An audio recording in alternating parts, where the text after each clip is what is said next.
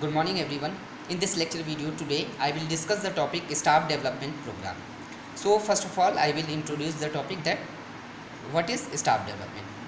Staff development एक process है जो जैसे कि किसी भी ऑर्गेनाइजेशन या हेल्थ केयर एजेंसीज़ में नर्सेज काम करती हैं या अदर पर्सनल्स जो भी काम कर रहे हैं, तो उनके पर्सनल और प्रोफेशनल ग्रोथ के लिए क्या क्या करें, तो स्टाफ डेवलपमेंट में यही करना होता है कि उनको कुछ ट्रेनिंग प्रोवाइड की जाती है जिससे उनका पर्सनल और प्रोफेशनल ग्रोथ हो सके और नई नई चीज़ें जो भी हैं, नए नए टेक्नोलॉजीज़ वगैरह हैं, उनके बारे में वो समझ सकें.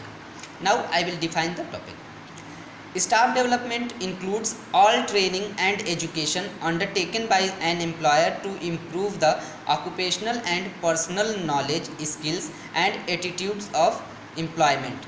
मतलब कि स्टाफ डेवलपमेंट में सारी चीज़ें इंक्लूडेड होती हैं, जैसे कि सारे ट्रेनिंग और एजुकेशन इंक्लूडेड होंगे जो एम्प्लॉयर की ऑक्यूपेशनल या पर्सनल नॉलेज को इम्प्रूव करने के लिए, उसकी स्किल को इम्प्रूव करने के लिए और उसके एटीट्यूड को, जो भी उसका एटीट्यूड है उसको सही करने के लिए ज़रूरी होता है.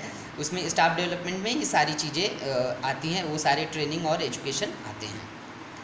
Now I will analyst the needs of staff development. Staff development की नीड क्यों है? तो स्टाफ डेवलपमेंट की वजह से सोशल चेंज और साइंटिफिक एडवांसमेंट होता है.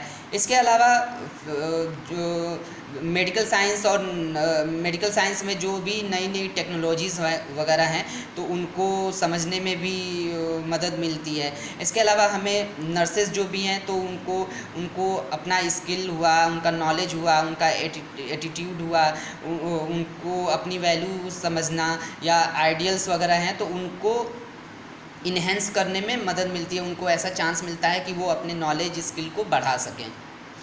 तो इससे ये होता है कि जो नर्सिंग केयर की क्वालिटी है वो भी इम्प्रूव होती है.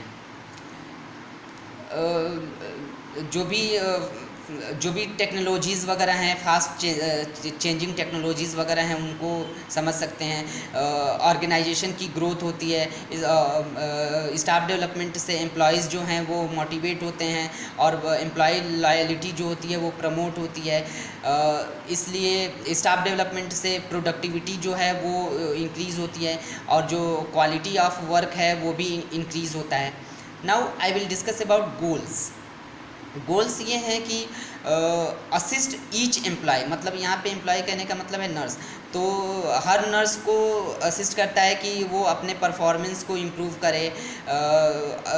हर नर्स को ये असिस्ट करने में हेल्प करता है कि वो नए चीज़ों को, पर्सनल और प्रोफेशनल एबिलिटीज़ जो हैं वो उसको समझ सके, करियर एडवांसमेंट हो सके. तो ये इनके स्टाफ डेवलपमेंट के गोल्स हैं.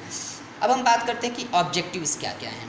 ऑब्जेक्टिव्स ये हैं कि एम्प्लॉई प्रोडक्टिविटी को इंक्रीज़ करता है, सेफ़ और effective patient care by nurses मिल रही हैं या नहीं मिल रही हैं, इसको इंश्योर करता है. सेटिस्फैक्ट्री जॉब को इंश्योर करता है कि, और इसके अलावा परफॉर्मेंस को भी इंश्योर करता है. जो भी पर्सनल हैं उनको ओरिएंट करता है, उनको जॉब ड्यूटीज़, पर्सनल पॉलिसीज़ वगैरह हैं, एजेंसी रेगुलेशंस वगैरह हैं, तो वो उसके बारे में ओरिएंट करता है. इसके अलावा एम्प्लॉयज़ जो हैं उनको न्यू प्रैक्टिस रोल के लिए कोप अप करने में हेल्प करता है. अब हम बात करते हैं कि स्टाफ डेवलपमेंट के फंक्शंस क्या क्या हैं. स्टाफ डेवलपमेंट एजुकेशनल एक्टिविटीज़ हर नर्सेज को जो किसी हेल्थ केयर एजेंसीज़ में काम कर रही हैं तो उनको प्रोवाइड करता है. स्टाफ डेवलपमेंट प्रोग्राम से उनका प्रोफेशनल ग्रोथ और डेवलपमेंट होता है. अब हम बात करते हैं कि स्टाफ डेवलपमेंट प्रोग्राम के स्टेप्स क्या क्या हैं. तो सबसे पहले educational needs of all staff members को असेस करना होता है. उसके बाद से हम प्रायोरिटी सेट करते हैं. उसके बाद से हम जनरल ऑब्जेक्टिव्स को बनाते हैं कि जो भी स्टाफ डेवलपमेंट प्रोग्राम कराना है तो उसके जनरल ऑब्जेक्टिव्स क्या क्या होंगे. फिर हम रिसोर्सेज को डिटरमाइन करते हैं कि वो हमें मिल जाएंगे कि नहीं मिल जाएंगे, और हमारा जो ऑब्जेक्टिव, जो भी डिज़ायर्ड ऑब्जेक्टिव्स हैं वो उसके हिसाब से हमें रिसोर्सेज डिटरमाइन करने होंगे. इसके बाद से हम एक मास्टर कैलेंडर पूरे साल का एक डेवलप करते हैं और उसके बाद से स्टाफ डेवलपमेंट रिकॉर्ड सिस्टम को हम डेवलप करते हैं और मेंटेन करते हैं। उसके बाद से एक फाइल को हम इस्टेब्लिश करते हैं कि जो भी कौन कौन से मेजर एजुकेशनल टॉपिक्स हैं जिन पर स्टाफ डेवलपमेंट प्रोग्राम कराया जा सकता है, और फिर उसके बाद से रेगुलरली हम स्टाफ डेवलपमेंट प्रोग्राम को हम इवैल्यूएट करते हैं। अब हम बात करते हैं कि कौन कौन से रिसोर्सेज की ज़रूरत होती है जो स्टाफ डेवलपमेंट के लिए ज़रूरी है। तो पब्लिक लाइब्रेरीज़ हो गया, ऑडियो विजुअल प्रोग्राम हो गया, जैसे कि बहुत सारी बुक्स हो गया, कंप्यूटर हो गया, रिसर्च एक्टिविटीज़ हो गई, कम्युनिटी ग्रुप से कुछ स्पीकर्स हो गए, स्कूल्स हो गए, यूनिवर्सिटीज़ हो गए, एसोसिएशन वगैरह हो गया, या हेल्थ और इंटर सर्विस एजेंसीज़ हो गई, या अदर नर्सिंग होम्स वगैरह हो गए। तो ये सारे रिसोर्सेज हो सकते हैं। अब हम बात करते हैं कि स्टाफ डेवलपमेंट प्रोग्राम का एडमिनिस्ट्रेटिव स्ट्रक्चर क्या होता है।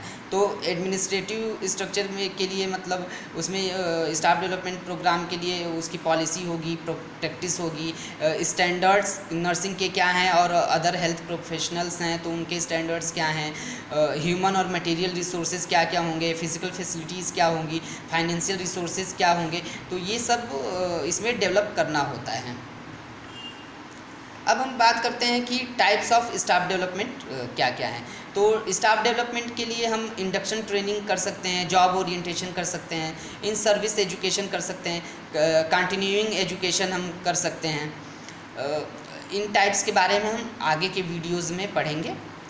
Okay, today I have discussed about staff development, जिसमें मैंने ये बताया कि स्टाफ डेवलपमेंट क्या होता है, उसके पर्पजेस क्या होते हैं, उसके ऑब्जेक्टिव्स क्या क्या होते हैं, उसके टाइप्स क्या क्या होते हैं। I hope you have understood the topic. Okay, thank you.